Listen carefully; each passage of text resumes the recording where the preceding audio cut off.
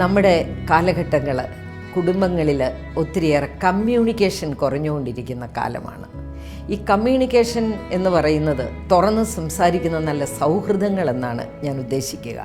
മാതാപിതാക്കളും മക്കളും തമ്മിൽ, അല്ലെങ്കിൽ ഭാര്യയും ഭർത്താവും തമ്മിൽ തുറന്ന് സംസാരിക്കുന്ന ഒരു സൗഹൃദം നമ്മുടെ കുടുംബങ്ങളിൽ നഷ്ടമായിക്കൊണ്ടിരിക്കുന്നു. അതിന് പലരും പല കാരണങ്ങൾ എന്നോട് പറയാറുണ്ട്. ഒന്നാമത്തെ കാരണം ടി-വിയുടെ കുഴപ്പമാണ്, അല്ലെങ്കിൽ മൊബൈലിൻ്റെ കുഴപ്പമാണ്, ഇൻ്റർനെറ്റിൻ്റെ കുഴപ്പമാണ്. എല്ലാവർക്കും കുറ്റം പറയാൻ ഓരോ കാരണങ്ങൾ.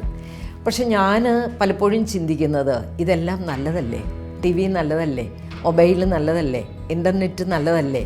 നമ്മുടെ വീട്ടിലിരുന്ന് ലോകത്തിൽ മുഴുവൻ നടക്കുന്ന സംഭവങ്ങൾ നമുക്ക് കാണാനും ആസ്വദിക്കാനും അല്ലെങ്കിൽ അറിയാനും നമുക്ക് പറ്റുന്നതെങ്കിൽ അത് നല്ലത് തന്നെയെന്ന് അതിനെ പോസിറ്റീവായിട്ട് കാണുന്നയാളാണ് ഞാൻ. പക്ഷേ അതാണ് നമ്മുടെ കുടുംബങ്ങളിലെ സംസാരം കുറച്ചതെന്ന് ഞാൻ പറയില്ല.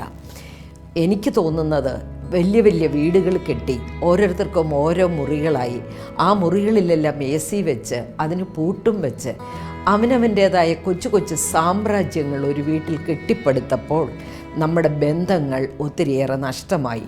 മക്കൾക്കായി പണ്ടൊക്കെ ഒരു മുറിയാണ്, എല്ലാവരും ഒരു മുറിയിൽ തല്ലിക്കളിച്ചും ഇടിച്ചു കളിച്ചും അങ്ങോട്ടും ഇങ്ങോട്ടും അവർ തമ്മിൽ വാക്കുതർക്കമുണ്ടായും അവരുടെ പേഴ്സണാലിറ്റി ഡെവലപ്മെൻറ്റിന് അത് ഒത്തിരിയേറെ സഹായകമായും ഇരുന്ന കാലമുണ്ട്.